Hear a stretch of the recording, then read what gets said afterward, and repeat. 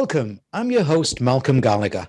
From our BizVision studios in the UK, you're watching the Leadership Matters channel on the BVTV network. Now, of the many pitches we get each day for potential guests on our BVTV network, I look to see if I get an instant grab about them, as usually my gut feel in that instant grab will also grab you, my viewers and listeners. So when my guest today's instant grab read, "Profit comes first," I thought, here's a winner for you to want to watch.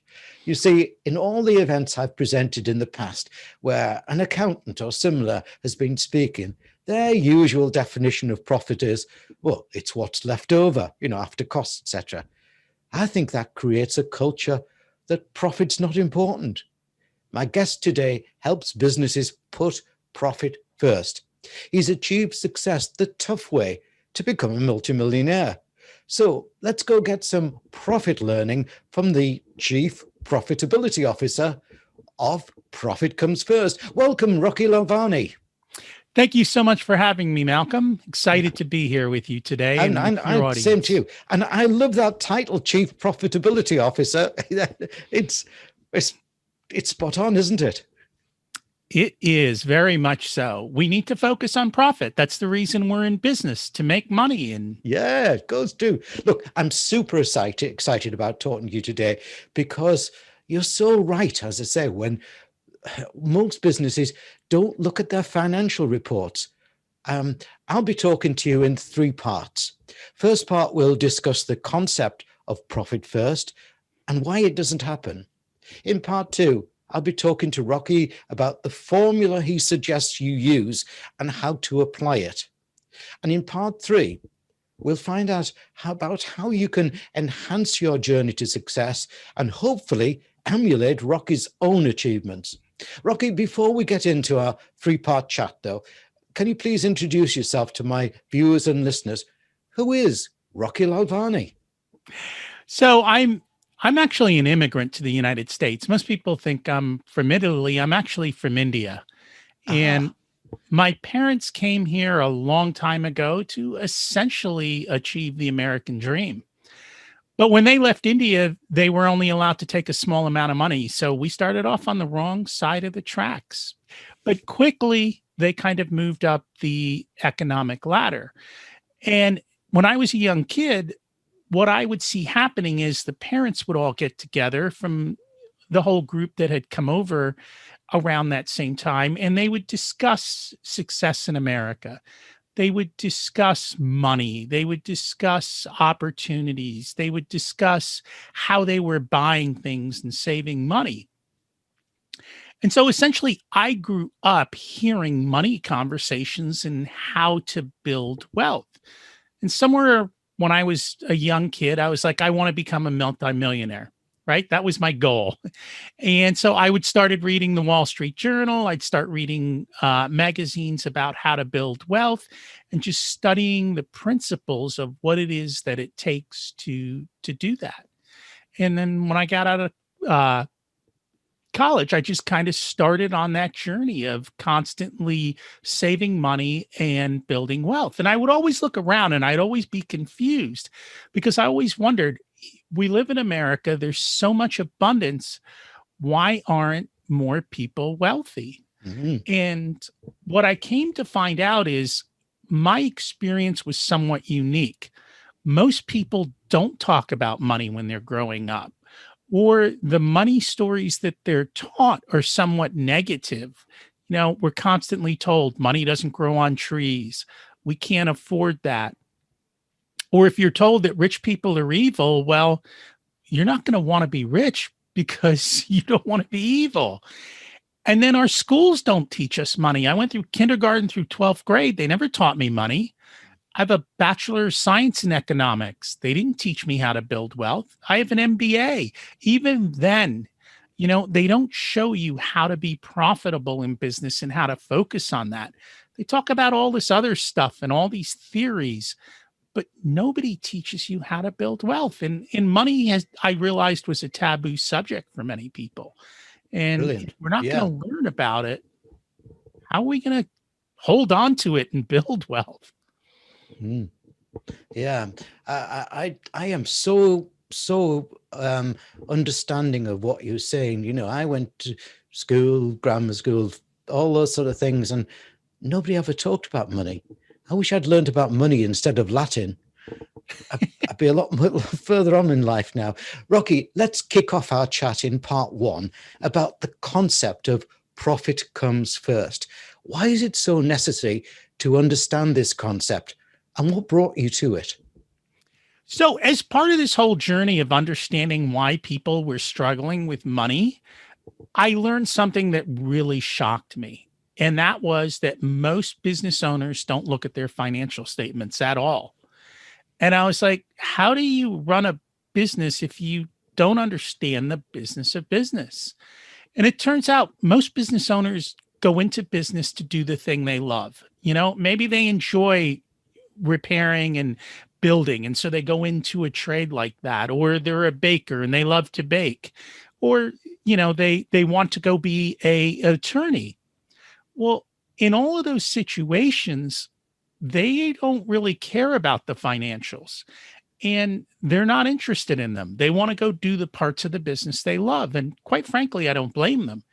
But if you're not looking at your financials, then how do you know if you're doing a good job? And how do you know if things are working out in your business?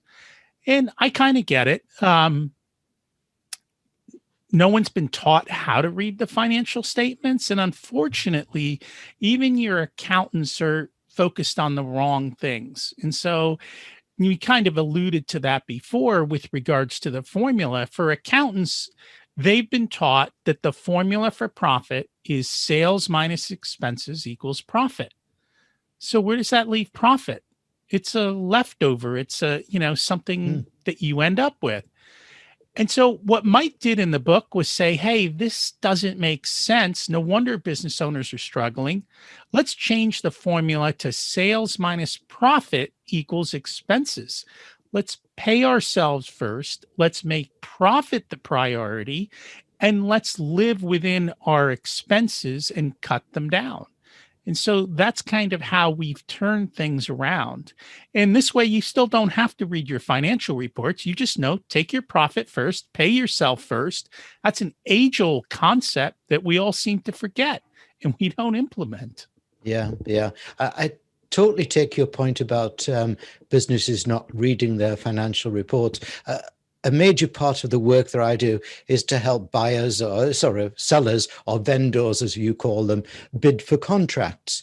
And, the buyers want to know, how resilient are you as a business? If we're going to give you this order, you're still going to be around, and all those sort of things that you can gain from a financial report. And sometimes I struggle to even get the past turnover of a business that they don't understand there. So you are so spot on. Just before we move to part two, though, I'd like to remind viewers and listeners of Rocky's website URL, which is, as you can see on the screen behind me, profitcomesfirst.com. Now, I'll spell that out for listeners. Viewers, as I say, can see it on the screen. Profit, well, you know how to spell that, don't you, everybody? Profit comes first, FIRST, profitcomesfirst.com. Rocky, in part two, I want to talk to you about the power of the formula that you suggest the business owners adopt. Why is it that it's so different? How do you use it? And what can they gain from it? So it's very much of a mindset shift. And that's a big part of it. When you're focused on profit up front, and you take it up front, then you learn to constrain your expenses. So there's a couple of things that are kind of going on in the background. What Mike did was he understood that most business owners aren't looking at their financials. They're looking at their bank balance, right? So they've got a bad habit. They look at their bank balance, they go, do I have money? If there's money there, they spend. If there's no money, they sell. And it's just kind of human nature.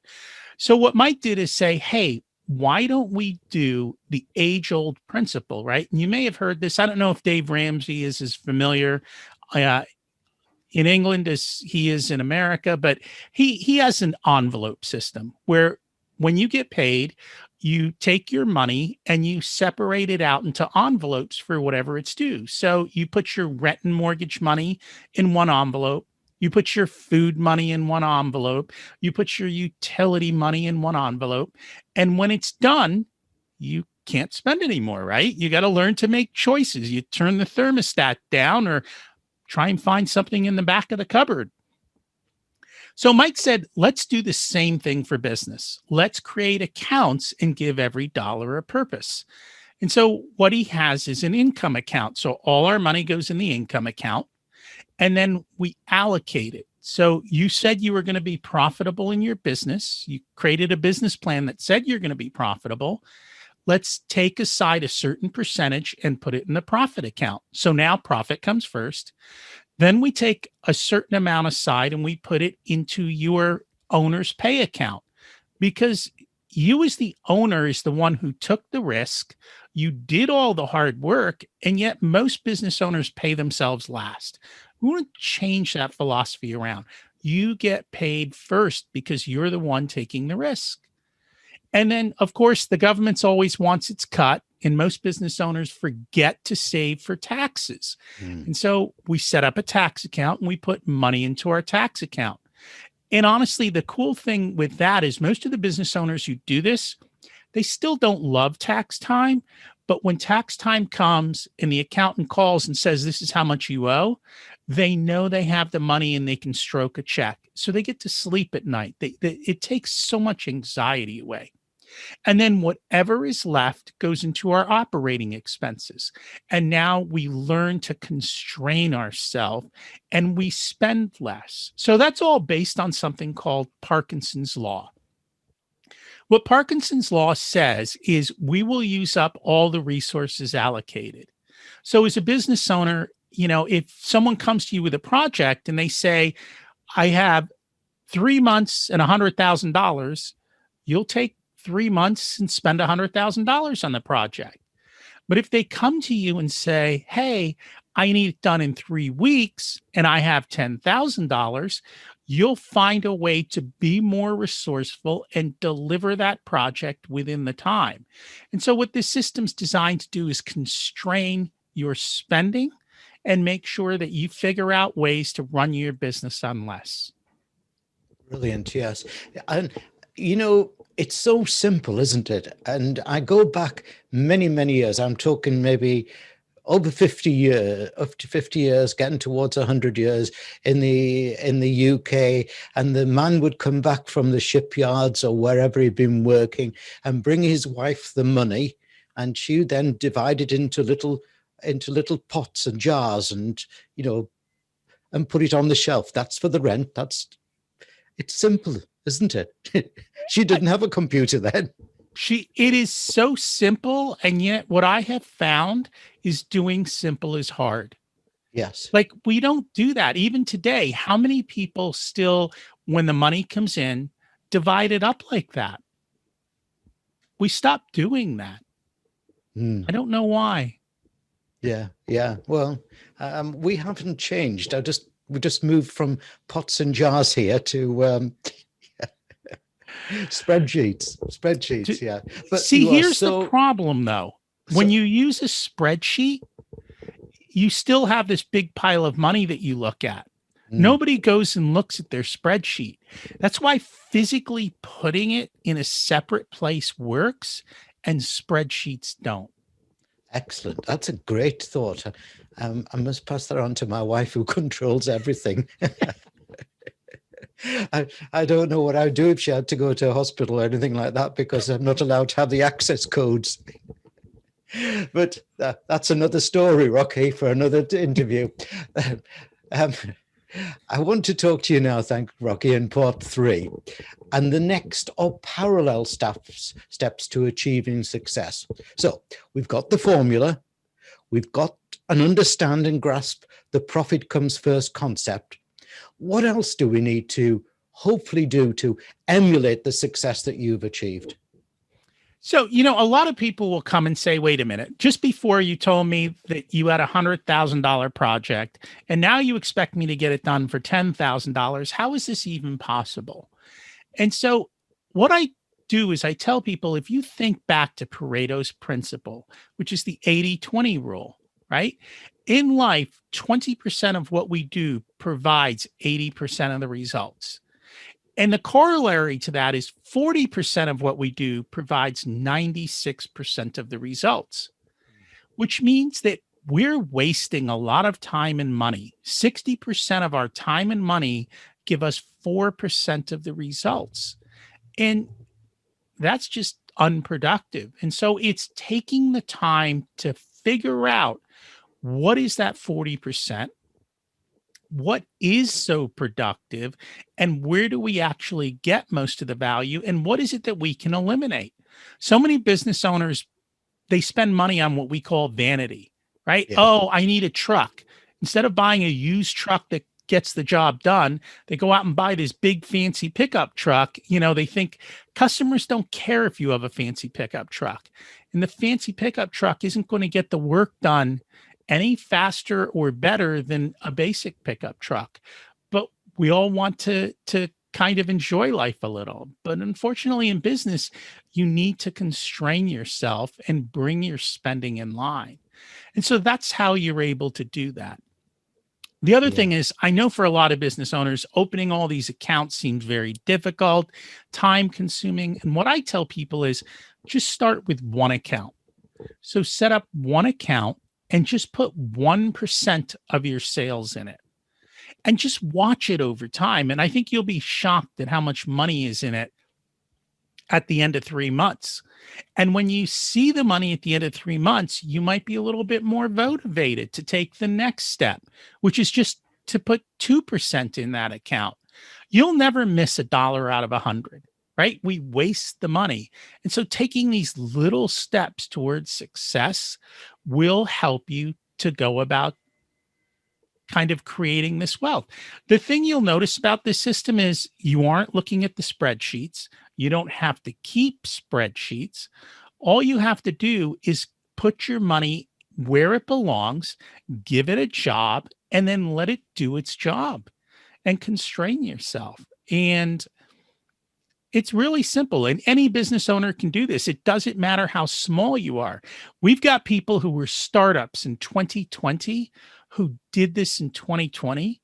And in their first year, in the midst of COVID, they were able to take profit distributions because they said, hey, profit is not an event, it's a habit. And I'm going to have a habit of being profitable. And so again, it's a lot of this stuff is just mindset shifts and looking at things dramatically differently and focusing on making sure that you are always profitable up front. If not, it becomes a leftover. And unfortunately, your accountant is not, their whole goal is to take the numbers that you give them and put them where they go on the forms into either, whether it's the tax form. So they'll put everything where it goes on the tax form. They're not saying, how do I make you more profitable? They're saying, how do I fill out your taxes? Yeah. Or maybe they're creating that report for your banker so that you can get a loan. Again, they're not saying, how do I make this business owner more profitable? They're saying, how do I deliver a financial statement that I feel confident in to a bank that, they keep their integrity. But nowhere along the way is anyone focused on your profit. And if you're not focused on your profit, well, not going to happen, right? Yeah. You're so absolutely spot on. You get sucked into this situation, don't you, as a business person, that you lose that, you lose that horizon of profit because you're so busy focusing upon all these other things that really are, just time wasting sometimes, aren't they? They are very time wasting. And yeah, we try it. And you've heard this before, right? You need to spend time working on your business instead of in your business. Mm-hmm. Most business owners are very resourceful. And I tell them, you don't need more resources. You need to be more resourceful. Figure out ways to deliver your products and services without spending as much. Figure out ways to be more efficient in how you do things. But in order to do that, you also have to constrain your time, right? And give yourself the time to think about your business, to think about how to improve it. Your employees, they don't care about your profit, right? They love to spend your money. Yes. Right? There's no incentive for them not to spend your money. And in some companies, employees get yelled at for not, spending the budget. Yeah. And that's not necessary. You have to just completely shift the way you think about things. And that's one of the silver linings of COVID is business owners now realize, hey, I've got to think about doing things differently. And they're figuring out, hey, I can't run my business the way I did. How do I pivot? How do I do something differently? And the business owners that are pivoting are thriving. But you got to take the time to think it through and try something. And I know business owners are smart. We just got to force them to do what's right sometimes. Yeah. You again, spot on.